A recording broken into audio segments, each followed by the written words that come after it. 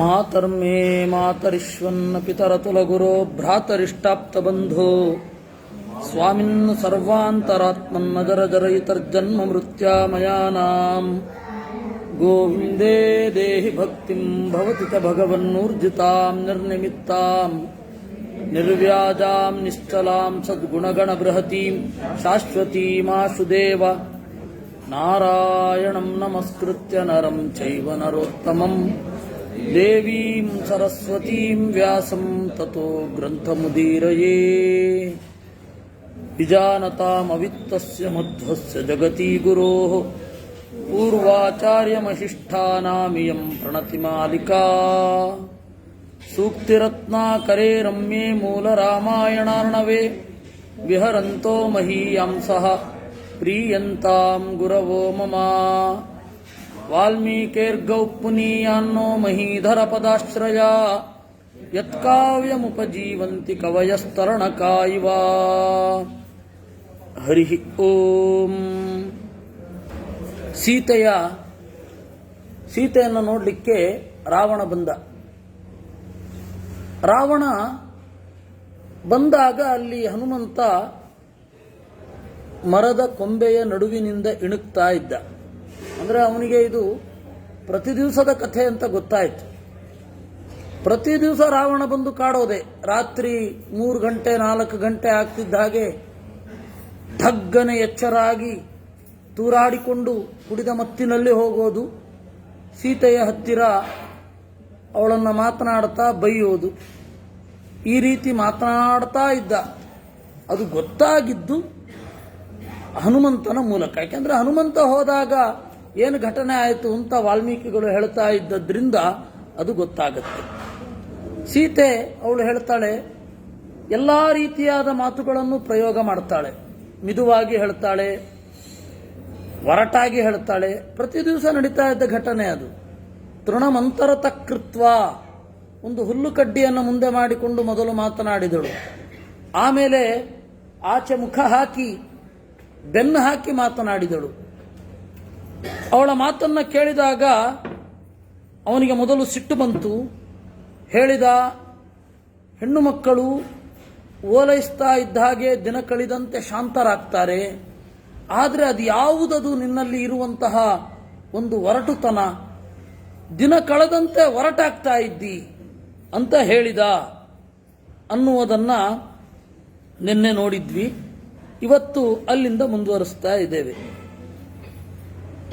ಪರುಷಾಣಿ ಹಿ ವಾಕ್ಯಾನಿ ಯಾನಿ ಯಾನಿ ಬ್ರವೀಷಿ ಮಾಂ ತೇಷು ತೇಷು ವಧೋಯುಕ್ತಃ ತವ ಮೈಥಿಲಿ ದಾರುಣಃ. ಬೇರೆಯವರಾಗಿದ್ದಿದ್ರೆ ಒಂದೊಂದು ಮಾತಿಗೂ ಕತ್ತರಿಸಿಬಿಡ್ತಾ ಇದ್ದೆ. ನಿನ್ನಂತಹ ಚಲುವೆ ಈ ರೀತಿ ಮಾತಾಡ್ತಾ ಇರೋದ್ರಿಂದ ನಾನು ಸುಮ್ಮನೆ ಇದ್ದೀನಷ್ಟೇ. ಏವ ಮುಕ್ತ್ವಾ ತು ವೈದೇಹೀಂ ರಾವಣೋ ರಾಕ್ಷಸಾಧಿಪಃ ಕ್ರೋಧ ಸಂರಂಭ ಸಂಯುಕ್ತಃ ಸೀತಾಂ ಉತ್ತರಮಬ್ರವೀತ್. ಹೀಗೆ ನುಡಿದು ಸ್ವಲ್ಪ ಹೊತ್ತು ಸುಮ್ಮನಾದ. ಎಲ್ಲೆಡೆ ನಿಶ್ಶಬ್ದ ಇತ್ತು. ಯಾಕೆಂದ್ರೆ ರಾವಣ ಸಿಟ್ಟಲ್ಲಿದ್ದಾನೆ ಅಂತ ರಾವಣನ ದಾಸಿಯರು, ರಾವಣನ ಹಿಂದೆ ಮುಂದೆ ಓಡಾಡುವವರೆಲ್ಲ ಸುಮ್ಮನೆ ಇದ್ರು. ಸ್ವಲ್ಪ ಹೊತ್ತಾದ್ಮೇಲೆ ಶುರು ಮಾಡಿದ. ದ್ವೌ ಮಾಸೌ ರಕ್ಷಿತೌ ಯೌ ಮೇ ಯೋ ವಧಿಸ್ತೆ ಮಯಾ ಕೃತಃ ತತಃ ಶಯನಮಾರೋಹ ಮಮ ತ್ವಂ ವರವರ್ಣಿನಿ.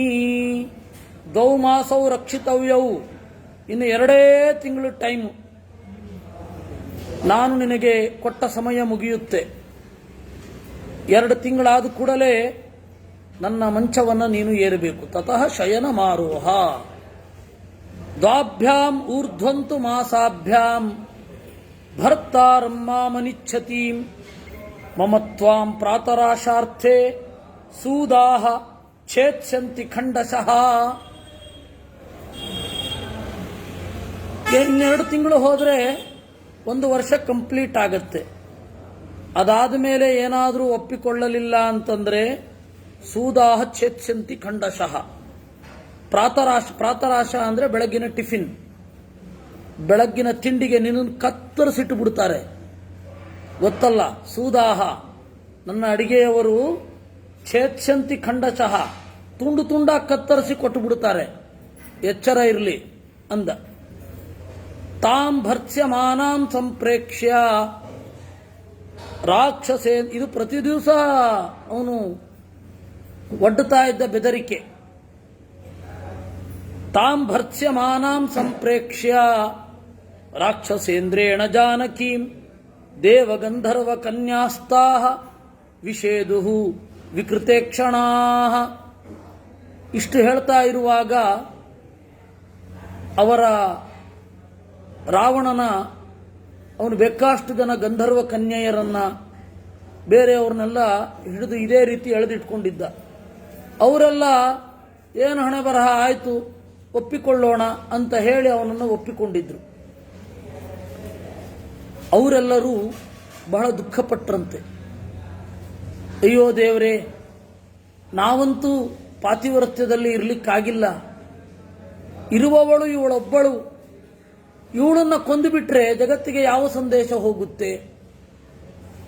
ಒಳ್ಳೆಯ ದಾರಿಯಲ್ಲಿರುವವರೆಲ್ಲ ದುಃಖ ಪಡ್ತಾರೆ ಅಂತ ಆಗುತ್ತೆ. ಆಗ ಯಾರು ಒಳ್ಳೆಯ ದಾರಿಯನ್ನು ಹಿಡಿಯೋದೇ ಇಲ್ಲ ಅಲ್ವಾ? ಹಾಗಾಗಬಾರದು ಅಂತ ದುಃಖಗೊಂಡ್ರಂತೆ. ಜನ ಗ್ರಹಿಸೋದು ಹಾಗೆ. ವಸ್ತುತಃ ಸತ್ಯ ಹರಿಶ್ಚಂದ್ರನ ಕಥೆ ಅದು ನಡೆದಿಲ್ಲ ಅದು. ಆದರೆ ಜಗತ್ತಿನ ಒಂದು ಪರಂಪರೆಯಲ್ಲಿ ಅದು ಒಂದು ಕಥೆ ಅಂತ ಬಂದ್ಬಿಟ್ಟಿದೆ. ಆ ಕಥೆಯನ್ನು ಕೇಳಿ ಏನೋ ಪರಿಣಾಮ ಆಗತ್ತೆ ಅಂತ ಮೇಷ್ಟ್ರು ಕೇಳಿದರಂತೆ, ನಿನಗೇನು ಅನ್ನಿಸಿತು ಅಂತ. ಸತ್ಯ ಹೇಳಿದ್ರೆ ಹೆಂಡತಿ ಮಕ್ಕಳನ್ನು ಮಾರ್ಕೊಳ್ಬೇಕಾಗತ್ತೆ ಅನ್ನಂತವನು. ಅದರಿಂದಾಗಿ ಜನ ಸುತ್ತಮುತ್ತಲಿನ ಪರಿಸ್ಥಿತಿಯನ್ನು ನೋಡ್ತಾ ಇರ್ತಾರೆ. ದುಷ್ಟರು ವಿಜೃಂಭಿಸಿದರೆ ಅದನ್ನು ಸಮರ್ಥನೆಗೆ ತೊಡಗಿಕೊಳ್ತಾರೆ. ನಾವು ಕೆಟ್ಟವರಾಗಲಿಕ್ಕೆ ನೋಡಿ ಸಮಾಜ ಕಾರಣ ಅಂತಾರೆ. ಇದು ಇರುವ ಸಮಸ್ಯೆ. ಅದರಿಂದಾಗಿ ಒಂದೊಮ್ಮೆ ಇವರು ಸೀತೆ ಆ ಮಾತನ್ನು ಕೇಳದೆ ನಿಜವಾಗಿಯೂ ಅವಳನ್ನು ಕತ್ತರಿಸಿ ತುಂಡು ತುಂಡಾಗಿ ಒಂದು ಟೇಬಲ್ ಮೇಲೆ ಇಟ್ಟುಬಿಟ್ರೆ ನಾಳೆ ಏನು ಅನ್ಕೊಳ್ತಾರೆ? ಪಾತಿವ್ರತ್ಯ ಅನ್ನೋದು ಅಸಂಗತ. ನೋಡಿ, ಪಾತಿವ್ರತ್ಯವನ್ನು ಪಾಲನೆ ಮಾಡಲಿಕ್ಕೆ ಹೋಗಿ ಸೀತೆ ಪ್ರಾಣ ಕಳ್ಕೊಂಡ್ಲು. ಅದರಿಂದಾಗಿ ಪಾತಿವ್ರತ್ಯವನ್ನ ಯಾರೂ ಅನುಸರಿಸಬಾರದು ಅಂತ ಅನ್ಕೊಳ್ತಾರೆ. ಅದಕ್ಕೆ ಅವರಿಗೆ ವಿಷೇದುಹು, ದುಃಖ ಆಯ್ತಂತೆ.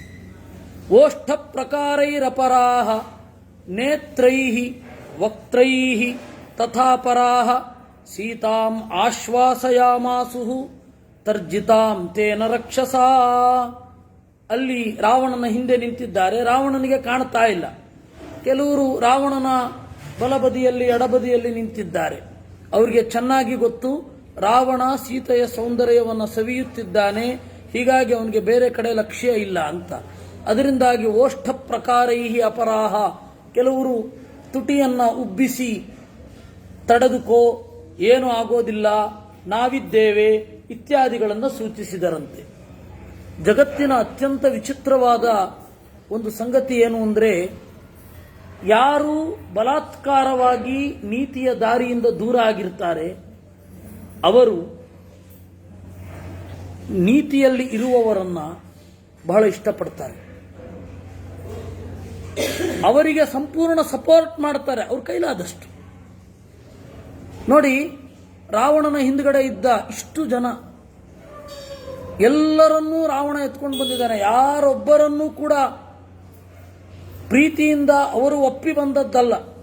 ಬೇಕಾದಷ್ಟು ಜನ ದೇವರ್ ಕಿಡ್ನಾಪ್ಡ್, ಅವ್ರನ್ನ ಎತ್ಕೊಂಡು ಬಂದದ್ದೇ.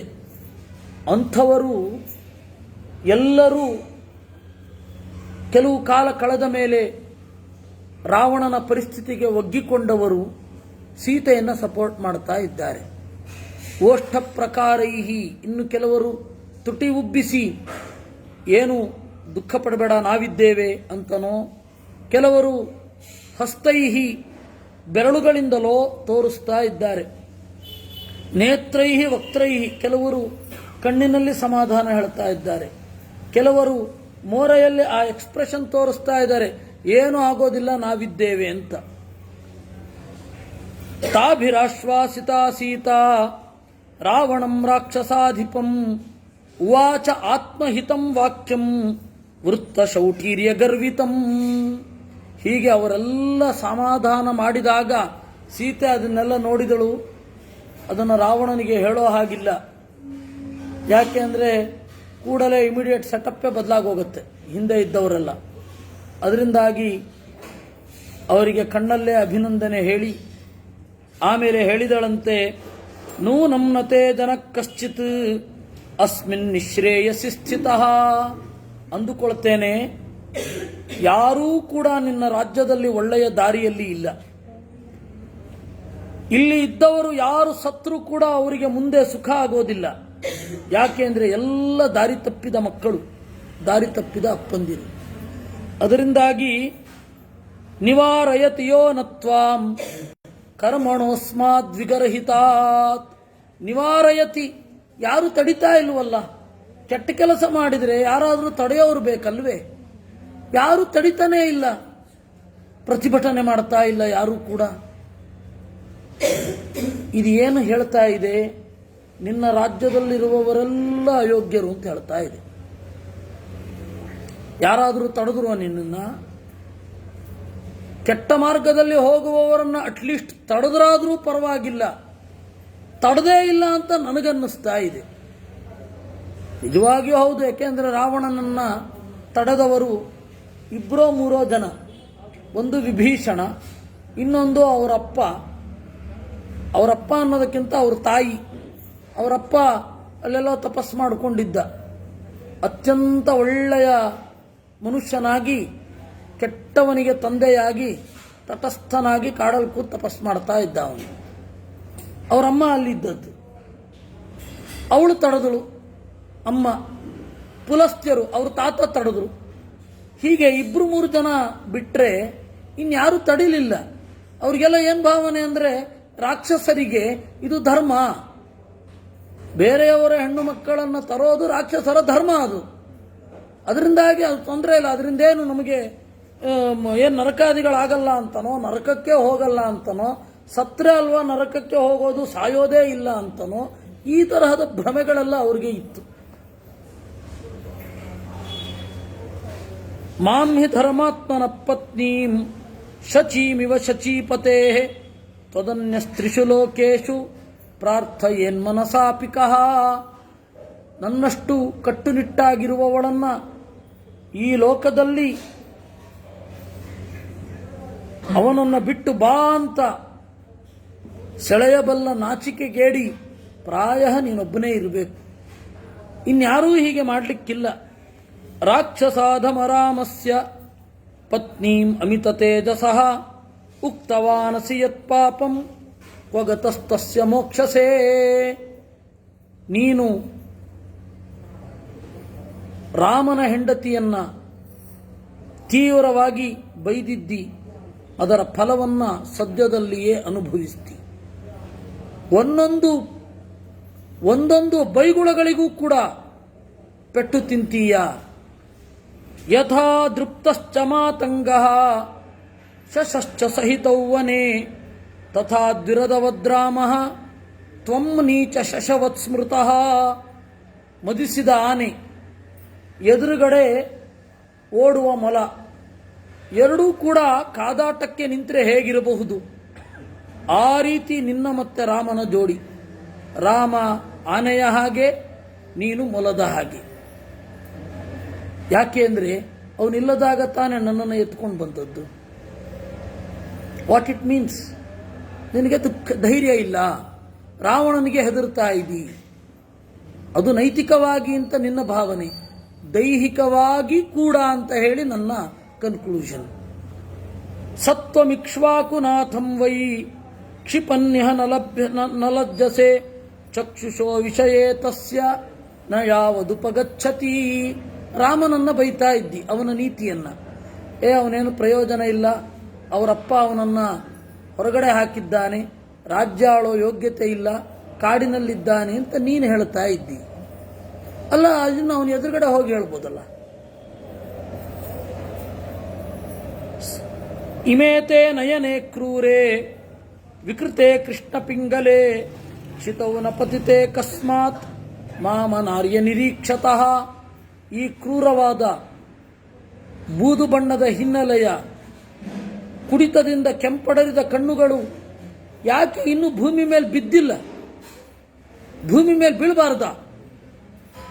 ಅಸಂದೇಶಾತ್ತು ರಾಮಸ್ಯ ತಪಸ್ಶ್ಚ ಅನುಪಾಲನಾತ್ ನತ್ವಾಂ ಕುರ್ಮಿ ದಶಗ್ರೀವ ಭಸ್ಮ ಭಸ್ಮಾರ್ಹತೆ ಜತ. ಅಸಂದೇಶಾತ್ತು ರಾಮಸ್ಯ, ರಾಮ ಹೇಳದೇ ಇರೋದ್ರಿಂದಾಗಿ, ತಪಸ್ಸನ್ನ ರಕ್ಷಣೆ ಮಾಡಿಕೊಳ್ಳಬೇಕು. ಆದ್ದರಿಂದ ನೀನಿನ್ನೂ ಸುಟ್ಟು ಹೋಗಿಲ್ಲ, ನೆನಪಿರಲಿ. ಇಲ್ಲ ಅಂದರೆ ನನ್ನ ತಪಸ್ಸಿನಿಂದ ನೀನು ಸುಟ್ಟು ಹೋಗ್ತಾ ಇದ್ದಿ. ತಪಸ್ಸನ್ನು ರಕ್ಷಣೆ ಮಾಡಿಕೊಳ್ಬೇಕು. ತಪಸ್ಸನ್ನು ಕ್ಷುಲ್ಲಕವಾದ ವಿಚಾರಗಳಿಗೆ ಬಳಸಬಾರದು ಅಂತ ಹೇಳಿ ಶಾಸ್ತ್ರದ ನಿರ್ದೇಶ ಇರೋದು. ಅದರಿಂದಾಗಿ ಬಹಳ ತಪೋಲೋಭಿಗಳು ಸಜ್ಜನರು ತಮ್ಮ ಮಂತ್ರವನ್ನು, ತಮ್ಮ ಜಪವನ್ನು ಸಾಧ್ಯವಾದಷ್ಟು ಮಾನುಷ ರೀತಿಯಿಂದಲೇ ವಾಸಿ ಮಾಡಿಕೊಳ್ಳಿಕ್ಕೆ, ಮಾನುಷ ರೀತಿಯಿಂದಲೇ ಪರಿಹಾರ ಮಾಡಿಕೊಳ್ಳಿಕ್ಕೆ ಬಯಸ್ತಾರೆ.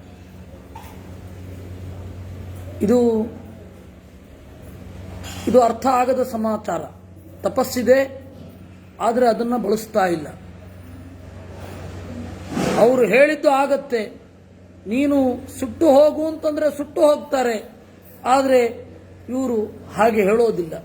ಯಾಕೆ ಅಂದರೆ ಮಾನುಷವಾದ ರೀತಿಯಿಂದಲೇ ಎಲ್ಲವನ್ನ ಬಳಸಬೇಕು ಅಂತ. ಅದಕ್ಕಾಗಿಯೇ ಪಾಂಡವರು ಹೋರಾಡಿದ್ದೆ. ಹೀಗಾಗಿ ಅವತ್ತಿನ ಜನರ ಜೀವನ ಶೈಲಿ ಅಮಾನುಷವಾದದ್ದು ಯುದ್ಧದಲ್ಲಿ ಅತ್ಯಂತ ಸಹಜ. ಇವತ್ತು ಪರಸ್ಪರ ಕಾದಾಟಕ್ಕೆ ನಿಂತರೆ ಏನೇನಾಗುತ್ತೋ ಯಾರಿಗೂ ಗೊತ್ತು. ಅದರಿಂದಾಗಿ ಯುದ್ಧದಲ್ಲಿ ಅಮಾನುಷವಾದದ್ದು ಸಹಜ. ಆದರೆ ದೈನಂದಿನ ಜೀವನದಲ್ಲಿ ಪದೇ ಪದೇ ಪವಾಡಗಳಾಗ್ತಾ ಇರಲ್ಲ, ಪದೇ ಪದೇ ಏನೇನೋ ಆಗೋದಿಲ್ಲ. ಇದನ್ನ ಅರ್ಥ ಮಾಡಿಕೊಂಡು ಪ್ರಾಚೀನ ಗ್ರಂಥಗಳನ್ನು ಚಿಂತನೆ ಮಾಡಬೇಕು. ಅದರ ಎಚ್ಚರವೂ ಇಲ್ಲದೆ ಯಾರ್ಯಾರೋ ಹೇಳಿದ ಕಥೆಯನ್ನ ಕೇಳುವುದು ಬಹಳ ಅಸಂಗತ. ಅದರಿಂದ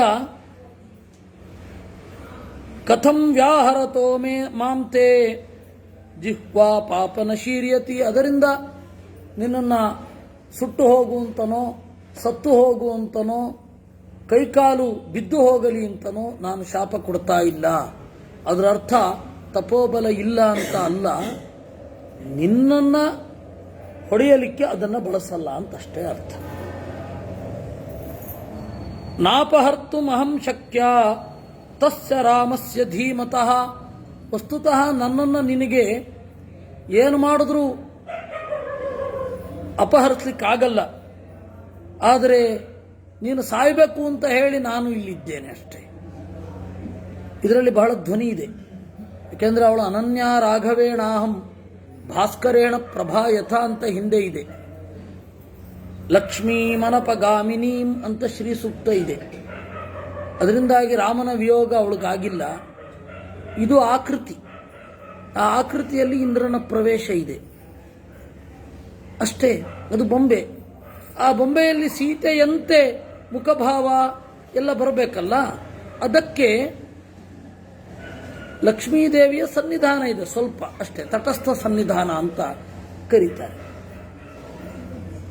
ಇದು ಇರುವಂತಹ ಗುಟ್ಟು. ಸೀತೆಯನ್ನು ಅವನು ಅಪಹರಿಸಲಿಲ್ಲ, ಸೀತೆಯ ಆಕೃತಿಯನ್ನು ಅಪಹರಿಸಿದ್ದು. ಹಾಗಾದ್ರೆ ರಾವಣನನ್ನು ಯಾಕೆ ಕೊಲ್ಲಬೇಕು? ರಾಮ ಅವನ ಪಾಡಿಗೆ ಅವನಿರಬಹುದಿತ್ತಲ್ಲ. ಹೇಗೂ ಸೀತೆ ಅಲ್ಲ ಅಂದಮೇಲೆ, ಡೂಪ್ಲಿಕೇಟ್ ಅಂತ ಹೇಳಿದ ಮೇಲೆ ಅವನು ಎತ್ಕೊಂಡು ಹೋದ, ನಾವಿಲ್ಲಿದ್ವಿ ಅಲ್ವಾ? ಪ್ರಶ್ನೆ ಬರುತ್ತೆ. ಅದಕ್ಕೆ ಉತ್ತರ,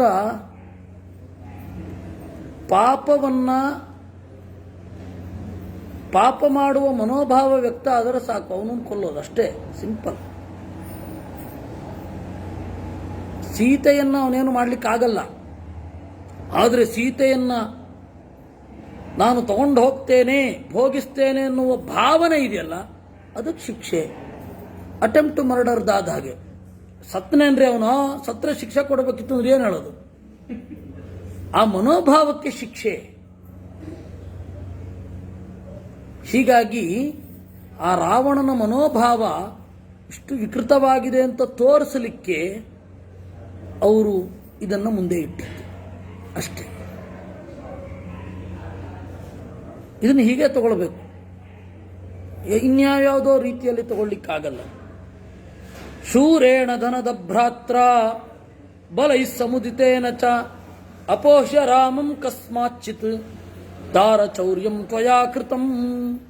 ಅಷ್ಟೊಂದು ಶೂರ ಅಂತ ಹೇಳ್ತಿ, ಯುದ್ಧ ಮಾಡಿ ಎತ್ಕೊಂಡು ಬರಬೇಕಿತ್ತು, ನನ್ನ ಯಾಕೆ ಮಾಡಲಿಲ್ಲ ಅದನ್ನು? ಸೀತೆಯ ಮಾತನ್ನು ಕೇಳಿದಾಗ ಸಿಟ್ಟು ಬರ್ತಾ ಇತ್ತು. ಯಾಕೆಂದರೆ ಸೀತೆಯಷ್ಟು ನೈತಿಕವಾಗಿ ಇರಲಿಕ್ಕೆ ಬೇರೆ ಯಾರಿಗೂ ಆಗಲೇ ಇಲ್ಲ. ಅದರಿಂದಾಗಿ ಅವರು ಬೈಯುವ ಸಾಮರ್ಥ್ಯವನ್ನೇ ಕಳ್ಕೊಂಡಿದ್ರು. ಒಬ್ಬನಿಗೆ ಬೈಲಿಕ್ಕಾಗತ್ತೆ ಅಂದರೆ ಸ್ವಲ್ಪವಾದರೂ ನೈತಿಕತೆ ಇದೆ ಅಂತ ಅರ್ಥ. ಸೀತೆ 9 ತಿಂಗಳು 10 ತಿಂಗಳು ಅವಳು ಇದ್ದಾಳೆ. 10 ತಿಂಗಳು ಈ ಯಾವ ಲೋಭಗಳಿಗೂ ಬಲಿ ಬಿದ್ದಿಲ್ಲ. ಅವಳಿಗೆ ಬೈಯುವ ಅರ್ಹತೆ ಇದೆ, ಬೈಯುವ ಶಕ್ತಿ ಇದೆ, ಬೈಲಿಕ್ಕೆ ಬೇಕಾದ ಧೈರ್ಯ ಇದೆ. ಮತ್ತೆ ಅದರಿಂದ ಅವಳು ಬೈದ್ಲು. ಆದರೆ ರಾವಣನಿಗೆ ತಡ್ಕೊಳ್ಳಿಕ್ಕಾಗಬೇಕಲ್ಲ. ವಿವೃತ್ಯ ನಯನೇ ಕ್ರೂರೇ ಜಾನಕೀಂ ಅನ್ವವೈಕ್ಷತಾ.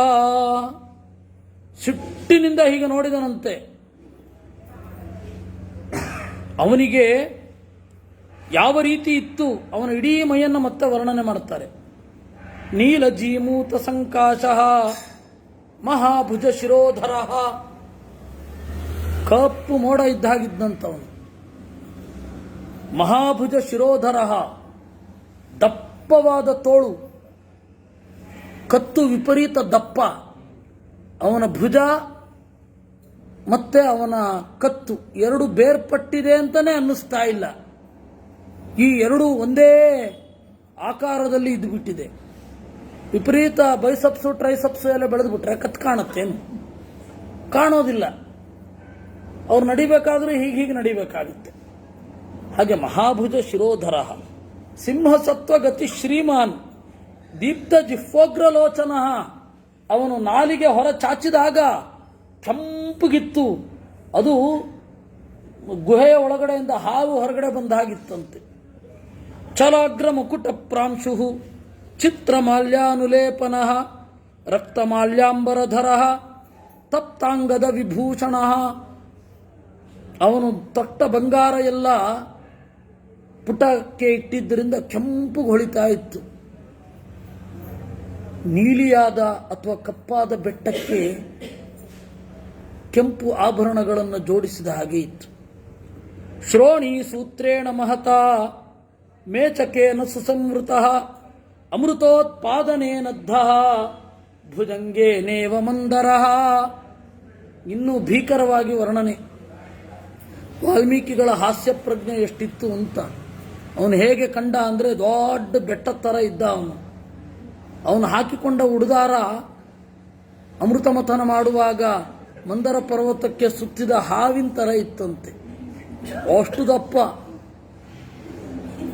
ಕೆಲವರು ಯಾವ ರೀತಿಯಾದ ಒಂದು ಸರ ಹಾಕ್ಕೊಂಡಿರ್ತಾರೆ ಅಂದರೆ ಸಾಯಲಿಕ್ಕೆ ಉರುಳು ಹಾಕ್ಕೊಳ್ತಾ ಇದ್ದಾರೋ ಅಥವಾ ಹಗ್ಗ ಕಟ್ಕೊಂಡಿದ್ದಾರೋ ಅಂತ. ಅದು ದೇಹದ ಆಕೃತಿಯನ್ನು ನೋಡಿಕೊಂಡು ಔಚಿತ್ಯಪೂರ್ಣವಾಗಿರಬೇಕಲ್ವ. ಔಚಿತ್ಯ ಅನ್ನೋದು ಎಲ್ಲ ಕಡೆ ಬೇಕು.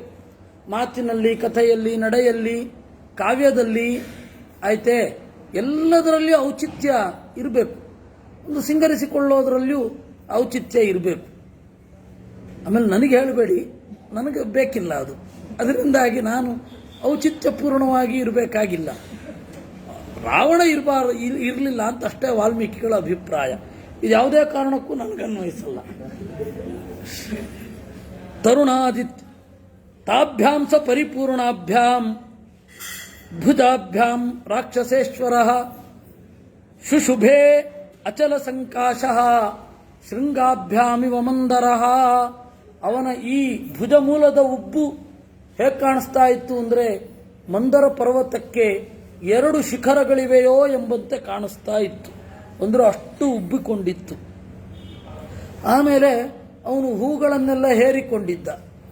ಅದು ಬೆಟ್ಟದ ಮೇಲೆ ಬಿದ್ದ ಹೂಗಳ ತರಹ ಕಾಣಿಸ್ತಾ ಇತ್ತು. ಹೀಗೆ ಅವೇಕ್ಷಮಾಣೋ ವೈದೇಹೀಂ ಕೋಪ ಸಂರಕ್ತಲೋಚನಃ ಉವಾಚ ರಾವಣ ಸೀತಾಂ ಭುಜಂಗ ಇವ ನಿಶ್ವಸನ್. ಈ ತರನಾದ ರಾವಣ ನಿಶ್ವಸನ್ ಜೋರಾಗಿ ಉಸಿರು ಬಿಡುತ್ತಾ ಕೊಲ್ಲಬೇಕು ಅಂತ ಹೇಳಿ ಹೊರಟ. ಕೊಲ್ಲಬೇಕು ಅಂತ ಅವನು ಹೊರಟಿದ್ದು. ಹಾಗೆ ಹೊರಟವನು ಎಲ್ಲರೂ ಕೂಡ ತಡೆದ್ರಂತೆ. ಏಕಾಕ್ಷೀಂ ಏಕಕರ್ಣಾಂಚ ಕರ್ಣಪ್ರಾವರಣಾಂ ತಥಾ ಗೋಕರ್ಣೀಂ ಹಸ್ತಿಕರ್ಣೀಂಚ ಲಂಬಕರ್ಣೀಮಕರ್ಣಿಕಾಂ. ಆಗಲೇ ನೋಡಿದ್ದೆವು ಅವನ ಒಂದು ಈ ಪೊಲೀಸರು ಬಳಸ್ತಾರಲ್ಲ ಆ ಮೆಥಡ್ ಇವನು ಬಳಸ್ತಾ ಇದ್ದ. ಸುಂದರಿಯಾದ ಸೀತೆ, ಅವಳ ಸುತ್ತ ಎಂಥವರು ಅಂದರೆ ಒಂದೇ ಕಣ್ಣಿರುವವರು, ಒಂದೇ ಕಿವಿ ಇರುವ ರಾಕ್ಷಸಿ, ಆಯ್ತಾ. ಇಲ್ಲಿ ಎರಡು ಕಿವಿ ಇಲ್ಲದೆ ಹಣೆಗಣ್ಣಳು ಒಬ್ಳು, ಇಲ್ಲೆರಡು ಕಣ್ಣಿಲ್ಲದೆ, ಹೀಗೆ ವಿಚಿತ್ರವಾದ ಆಕಾರದವರನ್ನ ಸುತ್ತಲೂ ಇಟ್ಟಿದ್ದ. ಅವಳಿಗೆ ರೋಸಿ ಹೋಗಿಬಿಡಬೇಕು ಈ ವಿರೂಪವನ್ನು ನೋಡಿ ನೋಡಿ ನೋಡಿ ಓಡಿ ಬಂದ್ಬಿಡಬೇಕು. ಹಾಗೆ ಅಂಥವ್ರ ಮಧ್ಯೆ 10 ತಿಂಗಳು ಕಳೆದಿದ್ದಾಳೆ ಸೀತೆ. ಇಂಥವ್ರು ಪ್ರತಿ ದಿವಸ ಹೆದರಿಸೋದು, you will be on my table, ನೆನಪಿರಲಿ, ನೀನು ಒಪ್ಪಿಕೊಳ್ಳದೆ ಹೋದರೆ ಆಮೇಲೆ ಟಿಫನ್ ಆಗಿ ಮಾರ್ಪಟ್ಟು ಇಲ್ಲಿರ್ತೀಯ. ಸೂದಾಶ್ಚೇತ್ಸಂತಿ ಖಂಡಚಃ. ನಮ್ಮ ಅಡಿಗೆಯವ್ರು ಗೊತ್ತಲ್ಲ, ತುಂಡು ತುಂಡ ಕತ್ತರಿಸ್ಬಿಡ್ತಾರೆ. ಈ ತರಹದ ಹೆದರಿಕೆಯ ನಡುವೆ ನಿಶ್ಚಲವಾಗಿ ಅವಳು 10 ತಿಂಗಳು ಕಳೆದಳು.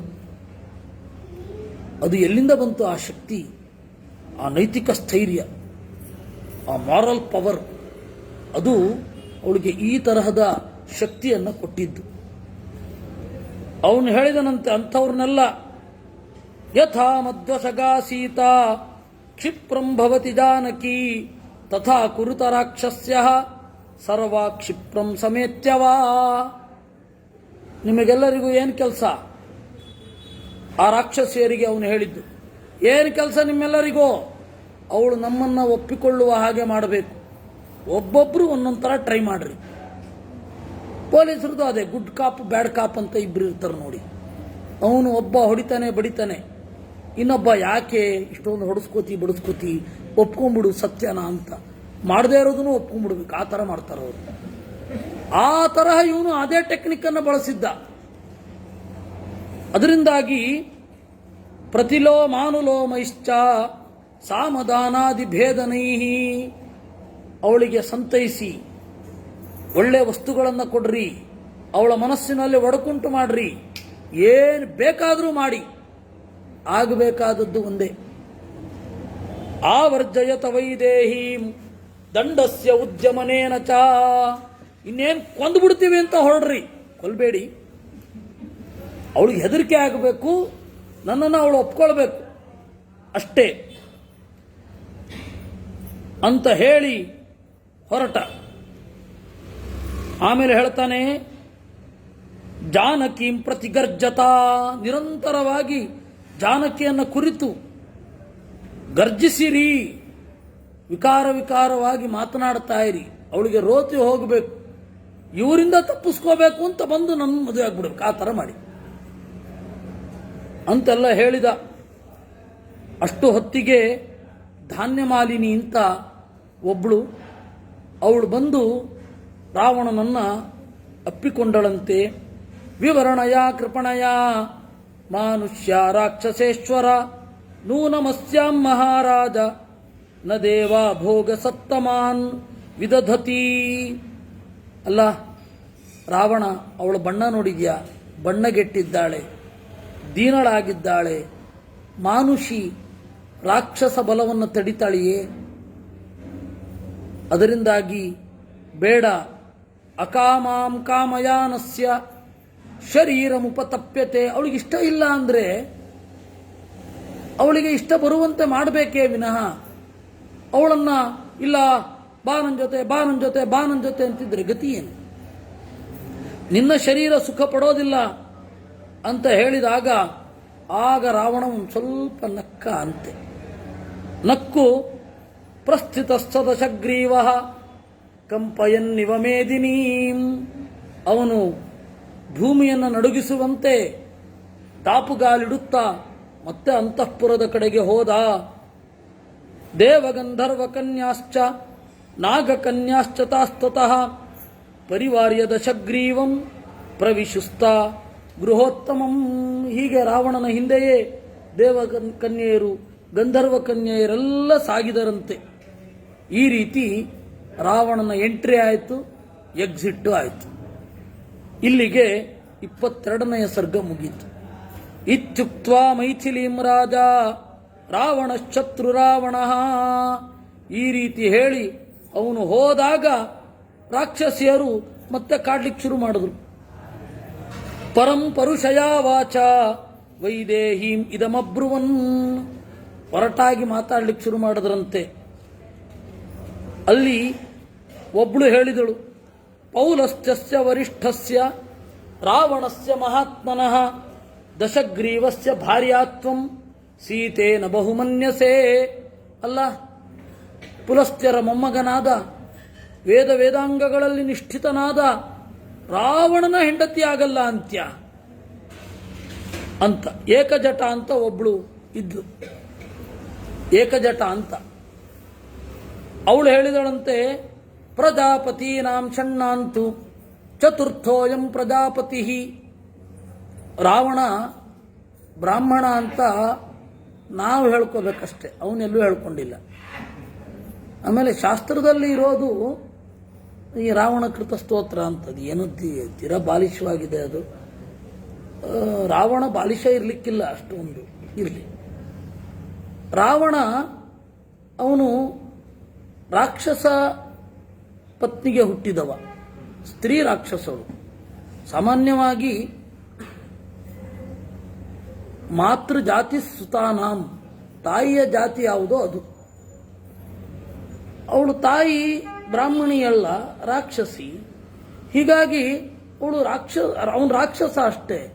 ಅವನನ್ನ ಯಾಕೆ ಬ್ರಾಹ್ಮಣ ಅಂತಾರೋ ದೇವರಿಗೆ ಗೊತ್ತು. ಅವಾಗ ಕೆಟ್ಟದ್ದು ಒಳ್ಳೇದು ಅಂತ ಅಷ್ಟೇ ಇತ್ತ, ಇವನ ಬೇರೆ ಎಲ್ಲ ಬೇಕಿಲ್ಲ. ಆಗ ರಾವಣ ವಿದ್ಯೆ ಅಂತ ಇದೆಯಲ್ಲ, ಅದು ಬೇರೆ ಯಾರೋ ರಾವಣ, ಈ ರಾವಣ ಅಂತೂ ಅಲ್ಲ. ಅವನ ವಂಶ ಏನು ಅನ್ಕೊಂಡಿದಿ? 6 ಜನ ಪ್ರಜಾಪತಿಗಳಿದ್ದಾರೆ.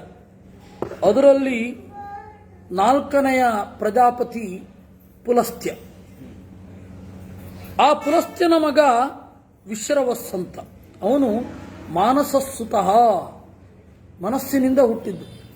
ಈ ಥರದ ಒಬ್ಬ ವ್ಯಕ್ತಿ ಹುಟ್ಟಬೇಕು ಅಂತ ಪುಲಸ್ತ್ಯರು ಅಂದುಕೊಂಡ್ರು, ತಕ್ಕ ವಿಶ್ರವಸ್ಸು ಹುಟ್ಟಿದ್ದು. ಅದರಿಂದಾಗಿ ಯೋನಿದೋಷ ಎಲ್ಲ ಇಲ್ಲ ರಾವಣನಿಗೆ. ತಸ್ಯ ಪುತ್ರ ವಿಶಾಲಾಕ್ಷಿ ರಾವಣ ಶತ್ರು ರಾವಣ. ಆ ವಿಶ್ರವಸ್ಸಿನ ಮಗ. ಈ ತರಹದ ಎಸ್ಟೀಮ್ಡ್ ಫ್ಯಾಮಿಲಿ, ಒಂದು ಪ್ರತಿಷ್ಠಿತವಾದ ಕುಲ. ಅಂತಹ ರಾವಣನನ್ನ ಬೇಡ ಅಂತೆಲ್ಲ ಅಂತ ಹೇಳಿದ್ರು. ಹರಿಜಟ ಅಂತ ಒಬ್ಬಳು ರಾಕ್ಷಸಿ. ಅವಳು ಹೇಳಿದಂತೆ, ವಿವೃತ್ಯ ನಯನೇ ಕೋಪಾತ್ ಮಾರ್ಜಾರ ಸದೃಶೇಕ್ಷಣ. ಅವಳು ಮಾರ್ಜಾರ ಸದೃಶೇಕ್ಷಣ, ಬೆಕ್ಕಿನಂತಹ ಕಣ್ಣು. ಅಗಾಲವಾಗಿ ಕಣ್ಣು ತೆರೆದ್ಲಂತೆ. ಹೇಳಿದಳು, ಏನ ದೇವಾಸ್ತ್ರಯಸ್ತ್ರಿಂಶತ್ ದೇವರಾಜಶ್ಚ ನಿರ್ಜಿತ. ಅಲ್ಲ, ರಾವಣ ಅಂದ್ರೆ ಏನು ಅನ್ಕೊಂಡಿದ್ದಿ? ಎಂತಹ ಪರಾಕ್ರಮ! ಎಲ್ಲ ಥರದ ದೇವತೆಗಳು ಸೋತಿದ್ದಾರೆ. ವೀರ್ಯೋತ್ಸಿಕ್ತಸ್ಯ ಶೂರಸ್ಯ ಸಂಗ್ರಾಮೇಶು ಅನಿವರ್ತಿನಃ. ಪರಾಕ್ರಮದಿಂದ ಕೊಬ್ಬಿದ್ದಾನೆ. ಸಂಗ್ರಾಮೇಶು ಅನಿವರ್ತಿನಃ, ಯುದ್ಧದಿಂದ ಹಿಂದೆ ಸರದೇ ಇಲ್ಲ ಅಂತವನು ಬೇಡವಾದ್ನ ನಿನಗೆ. ನೋಡು, ಸರ್ವಾಸಾಂಚ ಮಹಾಭಾಗಾಂ ತ್ವಾಮುಪೈಷ್ಯತಿ ರಾವಣ. ನೀನು ಅವನನ್ನು ಹೊಂದಿದರೆ ನಿನ್ನಷ್ಟು ಭಾಗ್ಯವತಿಯೇ ಯಾರೂ ಇಲ್ಲ. ಸಾವಿರಾರು ಜನ ಸ್ತ್ರೀಯರು, ಸಮೃದ್ಧವಾದ ಅಂತಃಪುರ, ಅದೆಲ್ಲವನ್ನು ನಿನಗಾಗಿ ಬಿಡ್ತಾ ಇದ್ದೇನೆ. ಕಿಮರ್ಥಂ ರಾಕ್ಷಸೇಂದ್ರಸ್ಯ ಭಾರ್ಯಾತ್ವಂ ನೇಚ್ಛಸೆ ಅಧಮೇ. ಅಯ್ಯೋ ಅಧಮಳೆ. ಬಹಳ ನೀತಿಯಿಂದ ನಡೆಯುವವರು ಅನೀತಿವಂತರಿಗೆ ಅಧಮರು. ಸಾಪೇಕ್ಷ. ಬೈಗುಳ ಅನ್ನೋದೇನಿದೆ ಅದು ಸಾಪೇಕ್ಷ, ರಿಲೇಟಿವ್ ಟರ್ಮ್. ಯಾರನ್ನು ಬೈದರು ಅನ್ನೋದು ಮುಖ್ಯ. ಅದರಿಂದಾಗಿ ಅಧಮೇ, ಅಂತಹ ರಾವಣನನ್ನ ಮದುವೆ ಆಗಲ್ವ ನೀನು ಅಂತ ದುರ್ಮುಖಿ ಅಂತ ಒಬ್ಬಳು. ಅವಳು ಹೇಳಿದ್ಲಂತೆ, ಏನು ಅನ್ಕೊಂಡಿದ್ದೀ ರಾವಣ ಅಂದರೆ, ಯಸ್ಯ ಸೂರ್ಯೋ ನತಪತಿ ಭೀತೋ ಯಸ್ಯ ನಮಾರುತಃ ನ ವಾತಿ ಸ್ಮಾಯತಾಪಾಂಗಿ ಕಿಂತ್ವಂ ತಸ್ಯ ನ ತಿಷ್ಠಸೆ. ಸೂರ್ಯ ರಾವಣ ಎದುರುಗಡೆ ಬಂದರೆ ಸ್ವಲ್ಪ ಶಾಂತ ಆಗ್ತಾನೆ, ಯಾಕೆಂದ್ರೆ ರಾವಣನಿಗೆ ಬಿಸಿಲು ತಾಗಬಾರದು ಅಂತ. ಶೀತೋ ಯಸ್ಯ ನಮಾರುತಃ, ತಂಗಾಳಿ ಇದ್ರೆ ಅವನಿಗೆ ಹೇಗೆ ಬೇಕೋ ಅಷ್ಟು ಟೆಂಪ್ರೇಚರ್. ನಾವು ಒಂದು ಪುಟ್ಟ ರೂಮ್ನಲ್ಲಿ ರಿಮೋಟ್ನಿಂದ ಏರ್ ಕಂಡೀಷನ್ ಮಾಡ್ಕೊಳ್ಳೋದಲ್ಲ, ಹೊರ ಬಯಲಲ್ಲೇ ಅವನಿಗೆ ಕಂಡೀಷನ್ಡ್ ಏರ್, ಯಾಕೆಂದ್ರೆ ಕಂಟ್ರೋಲ್ಡ್ ಬೈ ಹಿಮ್. ಅದರಿಂದಾಗಿ ಆ ಗಾಳಿರಾಯನೇ ಅವನು ಕಂಟ್ರೋಲಲ್ಲಿದ್ದಾನೆ. ಪುಷ್ಪವೃಷ್ಟಿಂ ತತರವೋ ಮುಮುಚುಹು ಯಸ್ಯ ವೈಭಯಾತ್. ಅವನು ನಡ್ಕೊಂಡು ಹೋಗ್ತಾ ಇದ್ರೆ ಗಿಡಗಳು ಹೂಮಳೆಗೆರೆಯುತ್ತವೆ. ಗೊತ್ತಾ, ಅಷ್ಟು ಭಯ ಇಟ್ಟಿದ್ದಾನೆ. ತಸ್ಯ ವೈಭಯಾತ್, ಪ್ರೀತಿಯಿಂದ ಅಂತೂ ಅಲ್ವಲ್ಲ. ಶೈಲಾ ಸುಸ್ತ್ರುವುಪಾನೀಯಂ ಜಲದಾಶ್ಚಯದೇಚ್ಛತಿ. ಅವನು ಬಯಸಿದರೆ ಬೆಟ್ಟದ ನಡುವೆಯಿಂದ ನೀರು ಬರುತ್ತೆ. ಅವನು ಹಿಂಗಂದ್ರೆ ಮೋಡದಿಂದ ಮಳೆ ಬರುತ್ತೆ. ಈ ತರಹ ಇಡೀ ಪ್ರಕೃತಿಯನ್ನ ತನ್ನ ಭಯದ ಹತೋಟಿಯಲ್ಲಿ ಇಟ್ಟಿದ್ದಾನೆ. ಸಾಧುತೆ ತತ್ವತೋ ದೇವಿ ಕಥಿತಂ ಸಾಧು ಭಾಮಿನಿ ಗೃಹಾಣ ಸುಸ್ಮಿತೆ ವಾಕ್ಯಂ ಅನ್ಯಥಾ ನ ಭವಿಷ್ಯಸಿ. ನಾನು ಹೇಳಿದ್ದನ್ನು ಕೇಳು, ಇಲ್ಲ ಅಂದರೆ ತತ್ವತೋ ನ ಭವಿಷ್ಯಸಿ. ಯಾರು ಹೇಳಿದ್ದನ್ನು ಕೇಳಲಿಕ್ಕೆ ನೀನಿರಲ್ಲ ಅಂತ ಅವಳು ಹೇಳಿದ್ಲು ಅನ್ನುವಲ್ಲಿಗೆ 23ನೇ ಅಧ್ಯಾಯ. ಆಮೇಲೆ ಅವಳು ಸ್ವಲ್ಪ ಬೇರೆ ಕಡೆ ಹೋಗ್ತಾ ಇದ್ಲು. ಅಲ್ಲಿಯೂ ಹಿಂಬಾಲಿಸ್ಕೊಂಡು ಅವಳನ್ನ ಬೈತಾ ಅವಳಿಗೆ ಭಯಪಡಿಸ್ತಾ ಇದ್ದಾರೆ. ಮಾನುಚೆ ಮಾನುಷಸ್ಯೈವ ಭಾರ್ಯಾತ್ವಂ ಮನ್ಯಸೇ ಧಮೇ. ಅಲ್ಲ, ಮನುಷ್ಯರ ಬುದ್ಧಿ ಹೋಗೋದೇ ಇಲ್ವ ನಿಮಗೆ? ಒಂದು ದೊಡ್ಡ ಲೆವೆಲ್ ಯೋಚನೆಯೇ ಇಲ್ವಲ್ಲ. ಅವನು ಮನುಷ್ಯನ, ಅವನು ರಾಕ್ಷಸ. ಮನುಷ್ಯಳಾಗಿದ್ದು ರಾಕ್ಷಸನನ್ನ ಕಟ್ಕೊಳ್ಳಿ ಪುಣ್ಯ ಮಾಡಿರ್ಬೇಕು. ಅಲ್ಲ, ರಾಕ್ಷಸ ಅಂದ್ರೆ ನಿಮಗೆ ಕೋರೆ ದಾಡೆ ಆ ತರಹದ ಕಲ್ಪನೆ ಏನು ಬೇಡ. ಅವರು ನಮ್ಮ ತರನೇ ಇರ್ತಾರೆ, ಆದರೆ ಅವರ ದೇಹದಲ್ಲಿ ಉಳಿವು ಬಲ ಇತ್ಯಾದಿಗಳೆಲ್ಲ ಜಾಸ್ತಿ ಆಗಿರುತ್ತೆ. ವೇದವ್ಯಾಸರು ಆ ತರಹದ ರಾಕ್ಷಸರನ್ನ ಒಂದು 2-3 ಜನರನ್ನು ವರ್ಣನೆ ಮಾಡಿದ್ದಾರೆ ಅಷ್ಟೇ. ಅದು ನರಭಕ್ಷಕರು. ಆ ಮನುಷ್ಯರನ್ನ ತಿಂದಿದ್ದ ನೆತ್ತರೆಲ್ಲ ಇಲ್ಲೇ ಕರೆಗಟ್ಟಿ ಇತ್ತು, ಈ ತರಹದ್ದು. ಆ ತರಹದ ವರ್ಣನೆ ಮಾಡಿದ್ದಾರೆ. ಮತ್ತಿನ್ಯಾರನ್ನೂ ಅಷ್ಟು ವಿಕೃತವಾಗಿ ರಾಕ್ಷಸರನ್ನೇನು ವರ್ಣನೆ ಮಾಡಿಲ್ಲ. ಇರಲಿ. ರಾಕ್ಷಸೀನಾಂ ವಚ ಶ್ರುತ್ವಾ ಸೀತಾ ಪದ್ಮ ನಿಭೇಕ್ಷಣ. ಆಮೇಲೆ ಕಣ್ಣೀರಿಡ್ತಾ ಅವಳು ಹೇಳಿದಂತೆ, ಯದಿದಂ ಲೋಕ ವಿದ್ವಿಷ್ಟಂ ಉದಾಹರತ ಸಂಗತಾ. ಅಲ್ಲ, ಇಡೀ ಲೋಕ ದ್ವೇಷ ಮಾಡಬೇಕಾದದ್ದನ್ನ, ಆ ಅನೀತಿಯನ್ನ ನೀತಿ ನೀತಿ ನೀತಿ ಅಂತ ಬಿಂಬಿಸ್ತಾ ಇದ್ದೀರಲ್ಲ, ಏನು ಹೇಳಬೇಕು ನಿಮ್ಮನ್ನ? ನಮಾನುಚಿ ರಾಕ್ಷಸಸ್ಯ, ನೀವೇ ಹೇಳಿದ್ರಲ್ಲ, ನೀನು ಮನುಷ್ಯಳು, ಅವನು ರಾಕ್ಷಸ ಅಂತ. ಅದರಿಂದಾಗಿ ಆಗಲ್ಲ. ಕಾಮಂ ಖಾದ ತಮಾಂ ಸರ್ವಾಹ ನ ಕರಿಷ್ಯಾಮಿ ವೋ ವಚಃ. ನನ್ನ ದೇಹ ಅಷ್ಟು ಚೆನ್ನಾಗಿದೆ ಅಂದರೆ ತಿನ್ನು ಬಿಡಿ, ನೀವು ಹೇಳಿದ್ದನ್ನು ಮಾಡ್ಲಿಕ್ಕಾಗಲ್ಲ. ಕಾಮಂ ಖಾದತ ಮಾಂ ಸರ್ವಾಹ, ಖಂಡವಿದಕೋ ಮಾಂಸವಿದಕೋ ತಿಂದು ಬಿಡಿ, ಆಯ್ತಾ? ನೀವು ಹೇಳಿದ್ದನ್ನು ಮಾತ್ರ ನಾನು ಕೇಳಲ್ಲ. ದೀನೋವಾ ರಾಜ್ಯಹೀನೋವಾ ಯೋ ಮೇ ಭರ್ತ ಸಮೇ ಗುರು. ದೀನನಾಗಿರಬಹುದು, ರಾಜ್ಯಹೀನನಾಗಿರಬಹುದು. ತಮ್ ನಿತ್ಯಮನುರಕ್ತಾಸ್ಮಿ ಅವನನ್ನು ಪ್ರೀತಿಸ್ತಾ ಇದ್ದೇನೆ ಅಷ್ಟೇ. ಹೇಗೆ ಶಚಿ ಇಂದ್ರನನ್ನ ಪ್ರೀತಿಸ್ತಾ ಇದ್ದಾಳೋ, ಹೇಗೆ ಅರುಂಧತಿ ವಸಿಷ್ಠರನ್ನು, ರೋಹಿಣಿ ಚಂದ್ರನನ್ನ, ಲೋಪಮುದ್ರೆ ಅಗಸ್ತ್ಯನನ್ನ, ಸುಕನ್ಯೆ ಚ್ಯವನನನ್ನ, ಸತ್ಯವಂತನನ್ನ ಸಾವಿತ್ರಿ ಹೇಗೆ, ಹಾಗೆ ಸೌದಾಸಂ ಮದಯಂತೀವ. ಸೌದಾಸ ಅಂತ ಒಬ್ಬನ ಕಥೆ, ಯಾರ ಗಮನವನ್ನೂ ಸೆಳೆಯದ ಕಥೆ, ಕಲ್ಮಾಶಪಾದ ಅಂತ. ಅವನ ರಿಯಲ್ ನೇಮ್ ಸೌದಾಸ, ಇದು ವೀರಸಹ ಅಂತ. ಅವನ ನಿಜವಾದ ಹೆಸರು ವೀರಸಹ. ಅವನನ್ನ ಮದಯಂತಿ ಬಿಡಲಿಲ್ಲ. ಅವನು ರಾಕ್ಷಸ ಆಗಿ 12 ವರ್ಷ ತಿರುಗಾಡಿಕೊಂಡು ನರಮಾಂಸ ಭಕ್ಷಣೆ ಮಾಡಿಕೊಂಡಿದ್ದ ವಸಿಷ್ಠರ ಶಾಪದಿಂದ. ಆದರೆ ಬಹಳ ಒಳ್ಳೆ ರಾಜ. ಆದರೆ ಅದೇನೋ ಆ ತರಹ ಆಯಿತು. ಇರಲಿ, ಆ ರಾಮನ ಪೂರ್ವಜ ಅವನು. ಆ ಸೌದಾಸನನ್ನ ಮದಯಂತಿ ಹೇಗೆ, ಹಾಗೆ ನೈಷಧಂ ದಮಯಂತೀವ.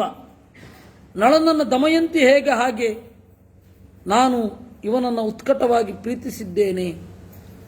ಸೀತೆಯ ಮಾತನ್ನ ಕೇಳಿ ಚೆನ್ನಾಗಿ ಬೈದ್ರಂತೆ. ಸೀತಾಂ ಸಂತರ್ಜಯಂತಿ ಸ್ತಾಹ ರಾಕ್ಷಸೀ ಅಶೃಣೋತ್ಕಪಿ.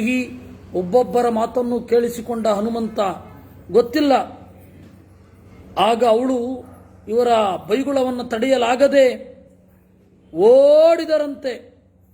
ಓಡಿ ಒಂದು ಕಡೆ ಇವರು ಕಾಟ ತಪ್ಪಿದ್ರೆ ಸಾಕು ಅಂತ ಒಂದು ಮರದ ತುದಿಗೆ, ಒಂದು ಮರದ ಬುಡಕ್ಕೆ ಹೋದ್ರೆ ಅಲ್ಲಿಗೂ ಓಡಿ ಬಂದ್ಲು ಒಬ್ಳು. ಅವಳ ಹೆಸರು ವಿನತ ಅಂತ. ಹೆಸರು ಮಾತ್ರ ಚೆನ್ನಾಗಿದ್ದದ್ದು, ಕರಾಳ ನಿರ್ಣತೋದರಿ ಅಂತ.